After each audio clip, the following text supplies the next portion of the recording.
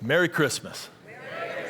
Man, I don't know about you, but that's a way to kick off Christmas right there. Let's praise God right now for his goodness and for his grace. Thanks, Ethan and the team, for leading us into God's presence. I don't know, I felt it. Did you feel it?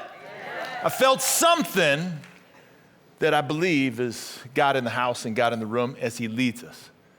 I love Christmas. Do you guys love Christmas? Yes. You're not convincing me that you love Christmas. I mean, come on, it's a good time of the year, man. I mean, just all this stuff that's going on. So I wonder how much you know about Christmas. This isn't a test, but let me give you some things, ask you some questions about Christmas. Did you know that last year we spent over $800 billion at Christmas? That is a lot of cash, isn't it? But you say, how does that relate to me? Well, this year it's predicted in 2021 that each of us will spend $886 in Christmas. Now, some of you are saying, well, I'm way over that. Others are saying, man, I only put down $50. You better get going. You only got 50 more. You only got 5 more days of shopping. Now, did you know this? That I wonder if you knew that the average family, how many people are traveling this Christmas? You're going to be heading somewhere? Well, the average family, for those who put your hands up, I don't know if it's true, they say you travel 275 miles.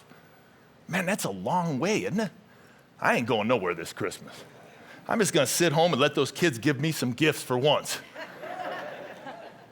What else about Christmas? This is a statistic that blew my mind. 15,000 people go to the ER, the emergency room, at Christmas in December. Do you know why? Putting up Christmas ornaments and lights. Now, I don't know when you drove in. It's a little crazy. I just came in from Wheaton. Our parking lot's all messed. You know, we got a 40-foot reindeer out here. And I'm thinking about this. It's 40 feet. Somebody's just like, really? It is. I mean, and I didn't measure it, but I'm guessing with those kind of statistics, I'm hoping nobody got hurt on that thing putting it up. But what else about Christmas?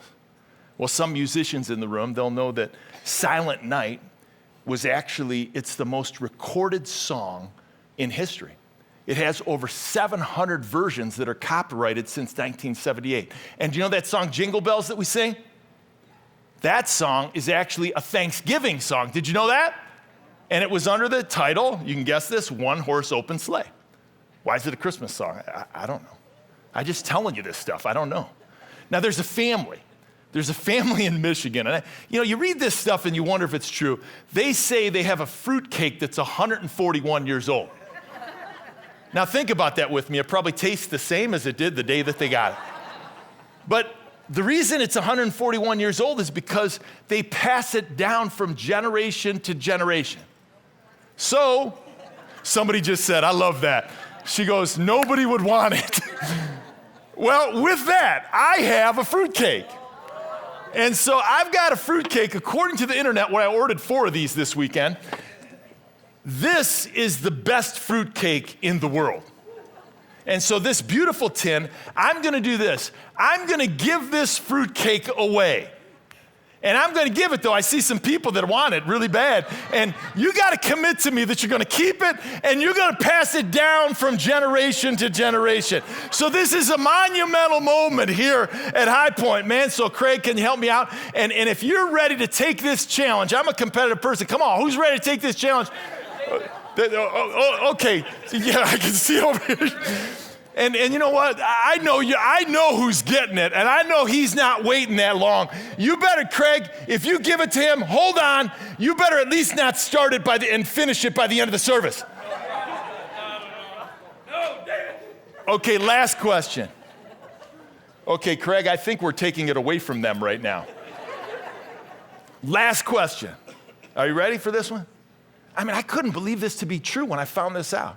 I mean, Mary and Joseph, they went back to the manger with Jesus on the second Christmas. They went all the way back and they traveled to the second Christmas because what did they want to do? They wanted to show Jesus the animals and they wanted to take some selfies. And I don't think so. I don't know what they did on the second Christmas. Well, hold on for a moment. The Bible actually tells us about the next Christmas. And it's a story that many of us are familiar with in Matthew chapter 2, but most of the time it's some well-known individuals, 3 or more, and we know the story, but we think it happened during the first Christmas. But it actually happened during either the second or the third. And so I want to take a look at this story with you. It's in Matthew chapter 2. I'm going to read from it, and I want us to respond like these well-known people did to the second or third Christmas. I want us to respond to this Christmas in the same way. Let me read from Matthew chapter 2, verse 1. It says this. Now, after Jesus was born in Bethlehem of Judea in the days of Herod the king, behold, wise men from the east came to Jerusalem saying, where is he who has been born King of the Jews? For we saw his star when it rose and have come to worship him. When Herod the king heard this, he was troubled, and all Jerusalem with him. And assembling all the chief priests and the scribes and the people, he inquired of them where the Christ was to be born. They told him in Bethlehem of Judea, for so it is written by the prophet. So everybody knew, the religious leaders. And verse 6 is a quote from the prophet, and you, O Bethlehem, in the land of Judah, and by no means lest among the rulers of Judah, for from you shall come a ruler who shall shepherd my people Israel. Then Herod summoned the wise men secretly and ascertained from them what time the star had appeared. And he sent them in Bethlehem, saying, go search diligently for the child. And when you found him, bring me word, and I too come to worship him. Yeah, right. After listening to the king, they went on their own way, so they didn't do what he asked. And behold, the star that they had seen when it rose went before them until it came to rest over the place where the child was. When they saw the star, they rejoiced exceedingly with great joy. And going into the house, they saw the child with Mary his mother, and they fell down and worshiped him. Then opening their treasures, they offered him gifts of gold and frankincense and myrrh. And being warned in a dream not to return to Herod, they departed to their own country by a different way. Hey, let me summarize today's message in one sentence. It goes like this. Christmas is a time to seek the king, surrender to the king, serve the king, and share the king. That's what Christmas is about. That's what I would suggest to you as a result of these men. They celebrated the second or third Christmas in this way. And so my challenge to each of us today is simply this. And if you're watching online, we want to challenge you to respond to Christmas in the same way that they did. Let's take a look first at these 4 words. We'll take each one at a time. Let's talk about seeking the king.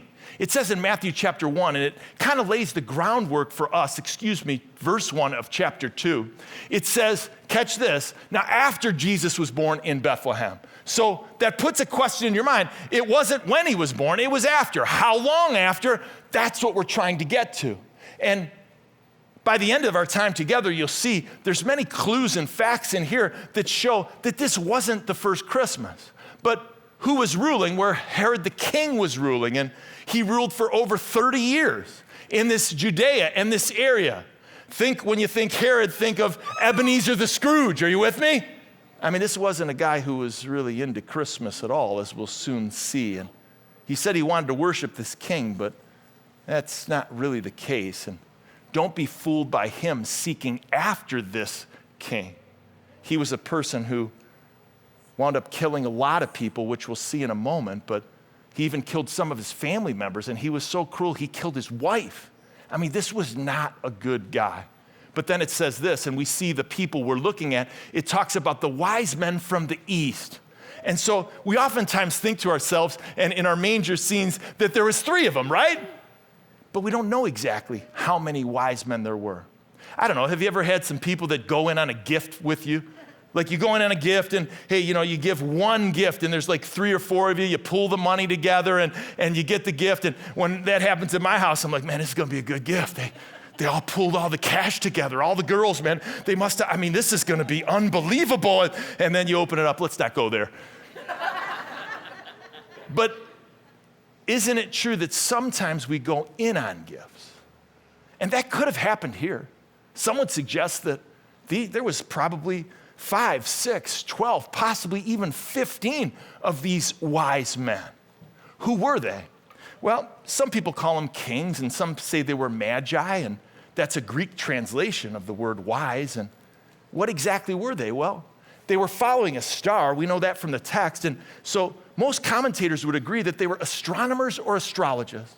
And I think that's interesting because God used what they knew to lead him as they seeked him. That was their divine intervention. It was almost like it happened in the workplace, so to speak. So what was the question they asked? I love this because it's indicative of who they were and what they knew. They came from the east. They traveled over 1,000 miles, much farther than we traveled, the American family, right? 276. They had a long journey. But what did they say? Where is he who's been born King of the Jews? Hey, they knew who they were looking for. They were looking for a king. And it says, for we saw his star when it rose, and we've come to worship him. So what was their intention? If we double click on this word worship, we're gonna see it 3 times in the text. And each time it's this idea that it means to adore and to respect and to honor. It literally, the Greek translation is that it's like to kiss the hand up. These guys knew what they were looking for. These guys knew who they were looking for. And isn't it true that sometimes when we think we're seeking God, he's almost seeking us, isn't it? That star that revealed so much. I like to say it like this. Think about it with me. It's been true of me. Maybe it's been true of you. It's true of these wise men. When you seek God, you are sought by God. And guess what? When you search for God, you are found by God. And when you ask about God, you get answers from God. I remember Jody and I, and so thankful she's sitting here in the 3rd row. And that usually brings a big applause when she's here. But thanks, honey, for coming to church. I mean, it's nice that you came. But in all seriousness, no. So we didn't, I say that only because we didn't really go to church. I mean, we first got married, we didn't go to church. We came from not a church like this. We didn't know the gospel. And there was a time, the first year of our marriage, and what we were doing is we were seeking. And there was an individual, and Jody, well, remember this story, that there was a woman who was a stranger, and she quoted a verse to us. We didn't even know it was a verse. And she said, when you search for him and seek him, you will find him when you search for him with your whole heart. And we're like, we didn't even know that was in the Bible. It's in Jeremiah. And so we just did it. And I'll never forget this period because we would ask questions in the morning over a cup of coffee, and we would verbalize what they were, questions about Jesus and about the Bible, and could this be true? Is it reliable? And questions about God. And then I kid you not, man, I'm telling you, like it was yesterday, we would get the answer by the end of the day, whether it was through a radio program that one of us was listening to, or a book that we happened to be reading, or some stranger that told us. I mean, God revealed himself to us. He sought us as we were seeking him. How many people have had that experience to be true? And it's such an awesome thing. Let me tell you about an author that many might be aware of, C.S. Lewis. He's an individual that I'm telling you, man, this guy, he's an atheist. He was an Oxford grad. I mean, this is one of the greatest thinkers of the 20th century. I mean, this guy, he had a brain that was just like, whoa, philosopher. And he became a Christian at age 32. Listen to how he puts it. This same thing. He says it better than I could. He says, continue seeking God with seriousness. Man, this is a big deal. Like your life depends upon it. What? This is about the afterlife. This is about now. He says, seek God with seriousness. Unless he wanted you, you wouldn't be wanting him. Isn't that a good way to say it? Man, here we think we're seeking after him, and he's seeking after us. Second S word this Christmas that we want to learn from this second or third Christmas so that we can respond to this Christmas in the same way. It's surrender to the King. Surrender. And the truth of the matter is this, that not everyone who seeks the King will surrender to the King. That's an interesting thought. Because not everyone that seeks him is going to surrender. Here we see it's true of Herod. And Herod was seeking him for the wrong motives. He was afraid of this kid. He thought he was going to lose something, his kingship. But isn't it true as we surrender to the King, there's some things that we need to give up. And Psalm 37 verse 4 says that we delight in the Lord. He gives us the desires of our heart. So what we think we're giving up is actually a change of perspective, a change of heart as we begin doing what God wants and thinking as he thinks. Look at Herod, and you'll see this for yourself, because in verses 7 and 8, he summoned the wise men secretly, and don't be fooled because he says to them, and he's twisting his mustache as he says that. So thankful to have a mustache now that I can twist. And he says this. He says, go search diligently for the child, and when you found him, bring me the word that I too may come and, here's that word, worship him, that I may kiss his hand, that I may revere and adore him. Yeah, right. That wasn't his objective at all. We can see it in verse 16, and this gives us indication of the time period or the timeline of this particular story. Then Herod, when he saw that he had been tricked by the wise men, they didn't listen to him. He became furious, and he sent and killed all the male children in Bethlehem and all the region who were 2 years old or under, according to the time that he had ascertained from the wise men. Question, why did he choose 2 years old or younger? Well, because Jesus must have been 2 years old. So this wasn't the first Christmas, and this is probably the strongest evidence that we have. It's seated throughout the text that this wasn't even the second Christmas. This was quite possibly the third Christmas. And so Jesus was what? Well, on the third Christmas, Jesus would have been in his terrible twos. However, they weren't terrible for him. They were terrific because he was sinless. Not like your 2-year-old and the rest of mankind. But isn't it true that this Herod, if you look closely at the text in verse 4, he knew that he was the Christ, and so did the religious leaders. Now, what that means, it's very important, because the Christ means the anointed one. This was the long-anticipated deliverer of Israel. And yes, we know a lot more, but that's who they were waiting for centuries. And he was here, and they knew it. They had sought the king, but they wouldn't surrender to the king. And the same is true of many people today. And I'm telling you, it breaks our hearts. That's why we're doing what we're doing. That, man, you want to see people seek and surrender. But if I can be honest, you say, well, why should I? And maybe you're sitting here thinking, I got some doubts. I was invited here. Why should I surrender to this king? You got to give me some, why? That's such a good question, and I gotta tell you this. This is a church where you can ask any question you want. Think about it this way. I love that this passage says the first thing they arrived and they said, where is he? Man, they ask questions. And wise people ask questions. And when you're seeking the king, there's no stupid question at all. But let's let Jesus answer your questions. Let's not let me do it. Let's look at Jesus not as a 3-year-old. Let's look as an adult in his 30s. And what did he say? Let's take a look at from his voice. Jesus said he came from heaven. He's like, I'm out of this world, man. I'm unique. I'm different. I'm not like the rest of mankind. For I have come down from heaven not to do my own will, but of him who sent me. I.e., translated, I'm on a mission from God. God's the one that sent him. And what was his mission? Well, let Jesus say it himself. Don't let me say it. Let him speak today. Jesus said that what? He not only came from heaven, he didn't come for the righteous, but for the unrighteous. That's why he came. Luke chapter 5, he said, I didn't come for those who don't need a physician, those who think they're okay, those who are doing all great, those who are climbing the ladder, those who don't see their need. He said, I came for those to call not the righteous, but the unrighteous, the sinners to repentance. What's that mean? That's the gospel. That as we lie our head on our pillow at night, I think all of us will agree, man, I did some things that I'm ashamed of. And maybe they're a lot more recent than I want to admit, but if I think back over time and when I was in college and when I did that, and man, there's some mistakes that I've made, and man, I haven't lived my life according to even what I think is good, let alone what God does. And that's just the reality that we're all sinners and we fall short of God. But God provides a solution to that, man. We don't got to be stuck right there. That's the gospel. That's what Christmas is about. And well, let Jesus say it. He said he came to forgive sin. He told the paralytic that, son, your sins are forgiven. And the religious leaders are like, how can he do this?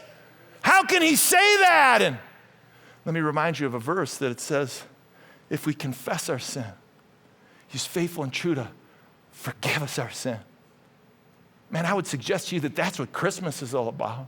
This child became a man, and this man went to the cross, and he paid a price that no one else could pay, that the perfect Son of God was the sacrifice for my sin. And that where would I be today? Where would you be today? Where would you, if you're watching online, be today without the forgiveness of sin? Man, I'd be lost. Man, I wouldn't be here. And so Jesus said he could forgive sin. That must mean he said he's God. God's the only one that can do that.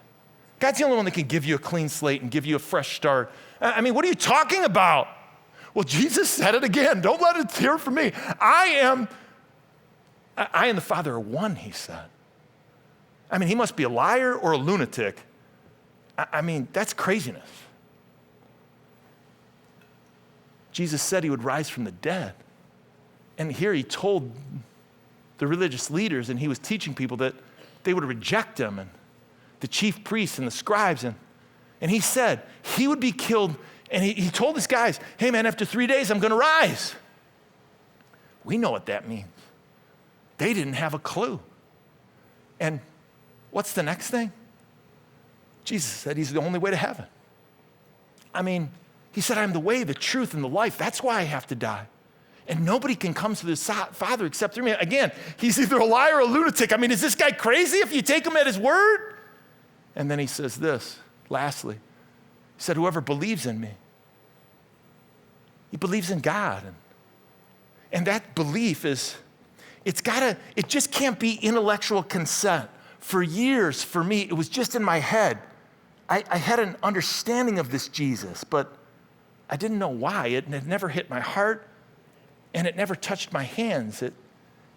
Our faith needs to touch our head and our heart, and it needs to be exhibited in who we are and what we do.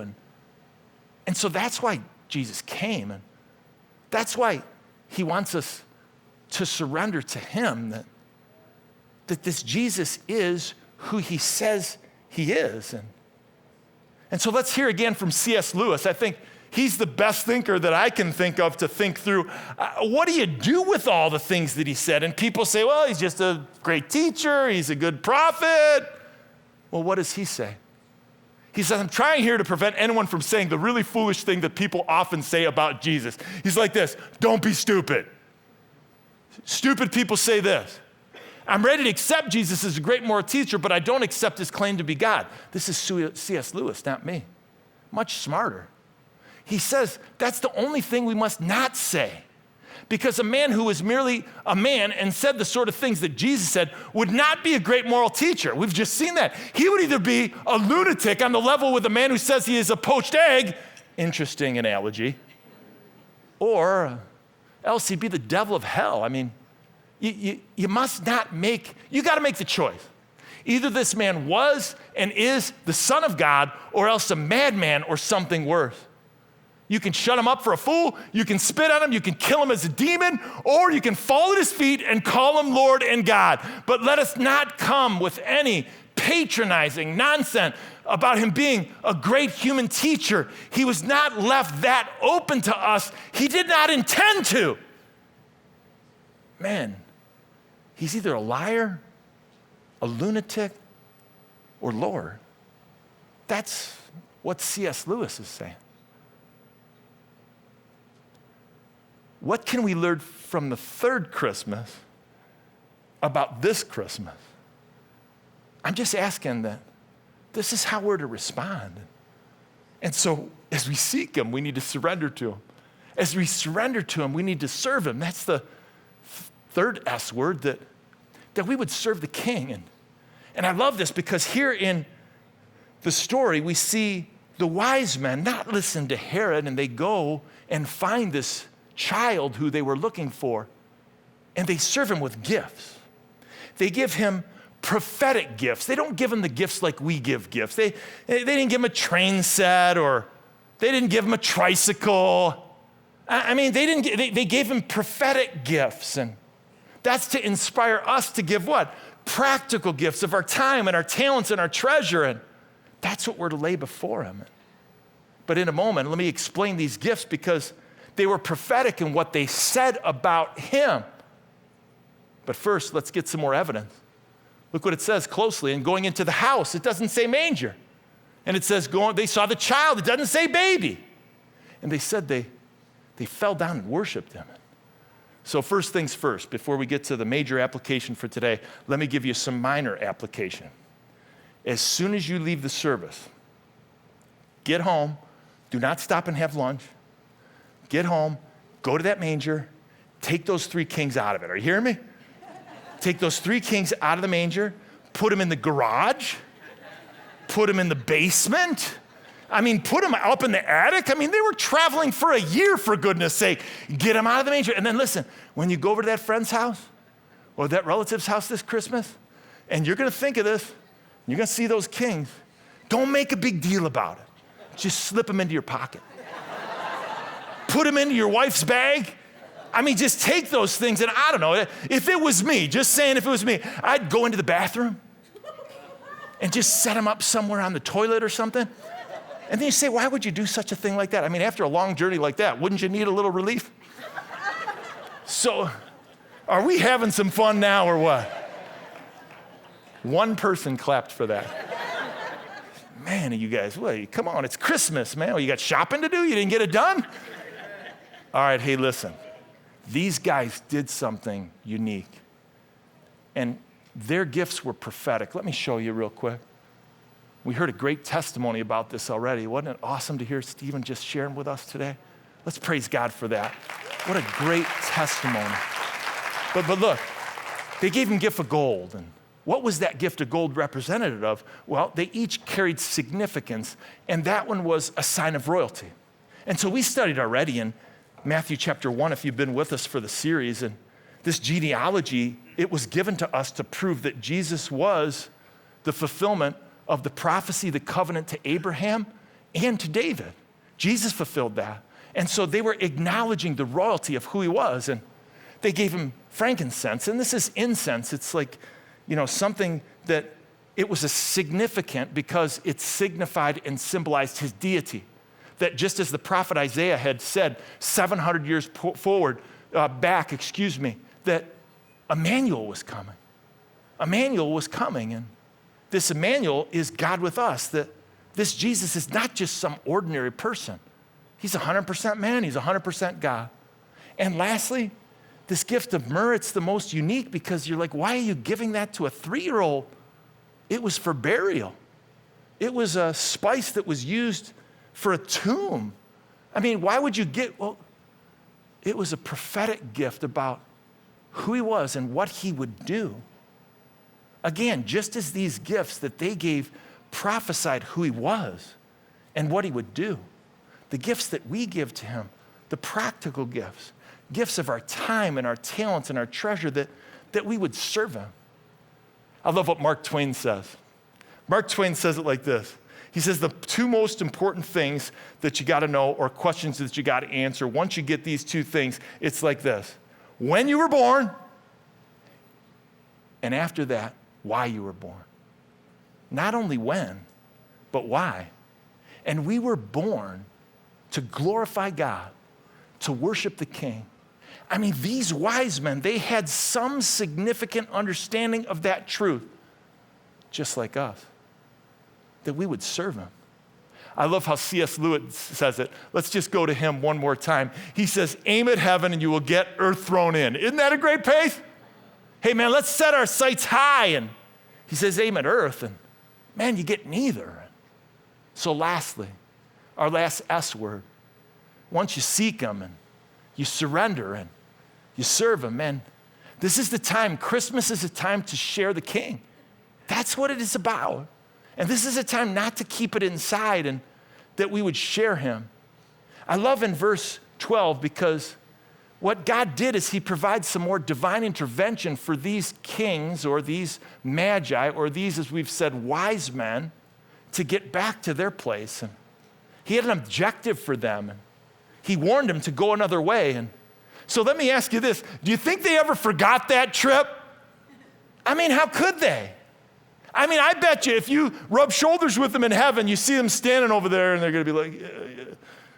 And you come over and they'll start telling you about it. And yeah, Paul over there. That's the Apostle Paul. Have you talked to him? That's Peter too. That's John. That's all the disciples. They'll all hang out all the time over there. You see them over there? Hey, us over here, we were the ones you call magi, the ones you call kings. We were the wise guys.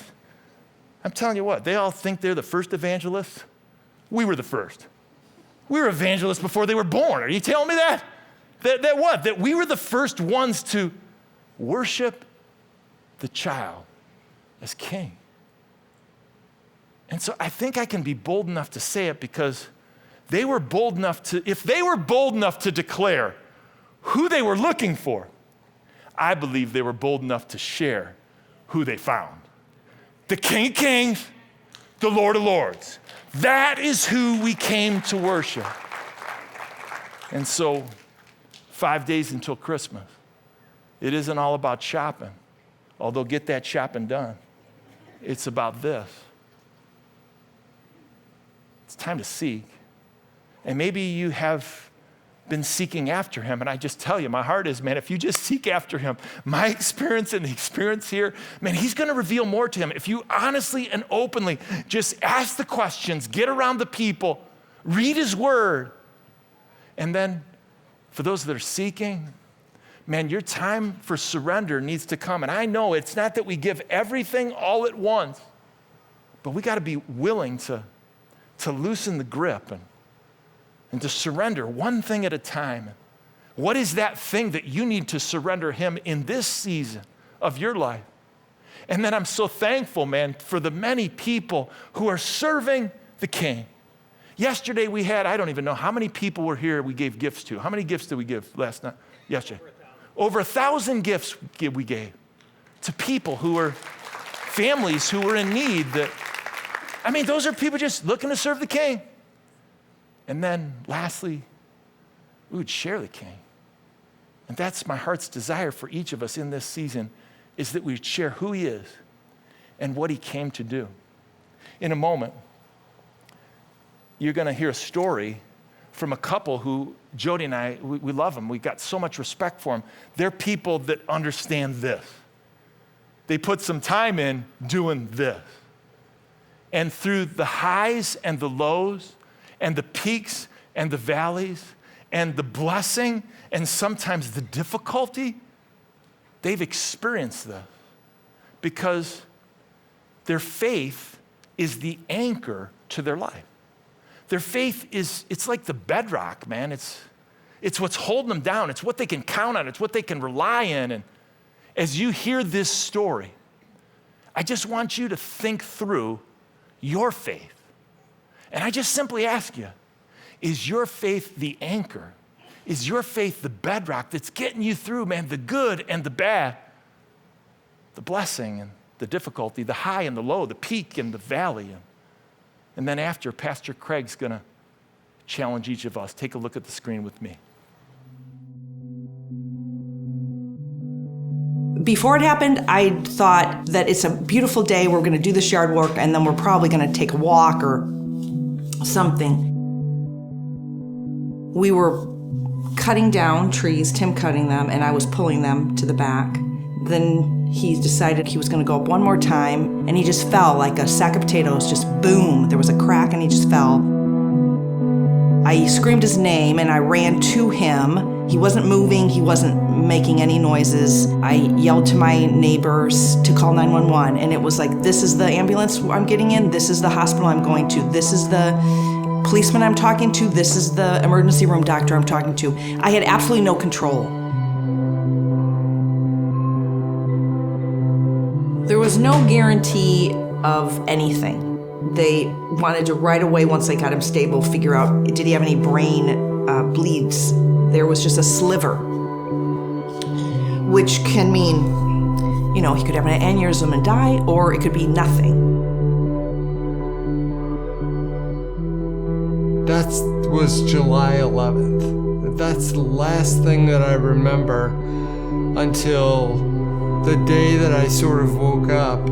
I assumed it was July 12th. She said, No, it's August 28th. It's almost September. Just kind of a moment where time has gone by and you weren't conscious of it. Ended up breaking my clavicle, C1, all of the ribs on this side.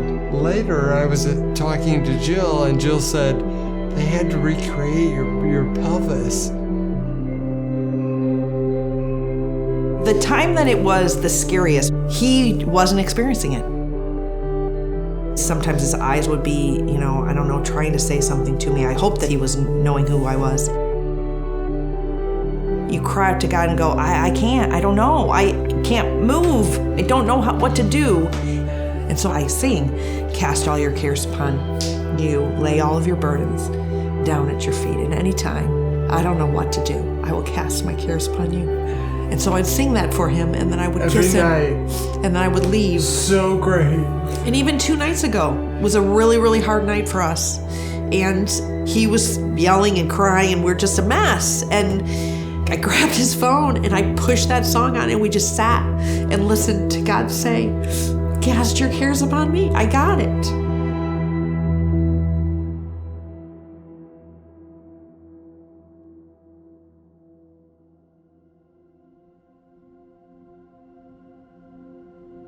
God did not promise him to be fully restored. God just promised that he would be with me no matter what. And God was going to be with Tim no matter what. And I didn't know what that outcome was going to be. But I knew that there was a purpose for it. Even in some of the toughest times, there are so many instances that I have to be grateful for. How am I not a quadriplegic? How is it that I fell in such a way that I lived through the damage that I sustained? I don't know the full extent that God is going to use this, but it's not over yet. I know that for a fact. I prayed, and I know that people prayed around us, that this would be a story that would be a part of our grandkids' faith. Remember when Pops fell out of the tree? Remember how God was there for him?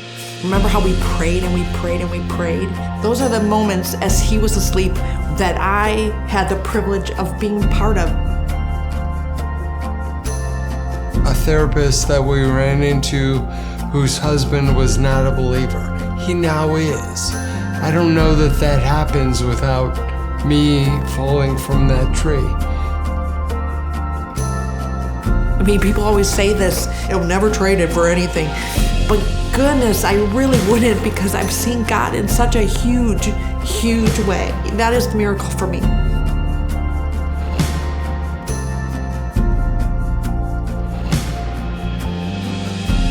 I knew that God was seeing every detail.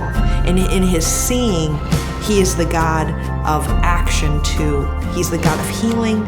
He is the God of comforting. He is the God of changing. He's the God of miracles.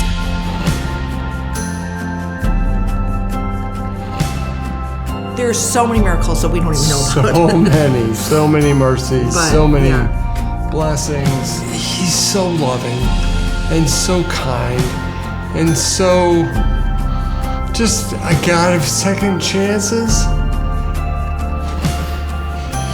I love him.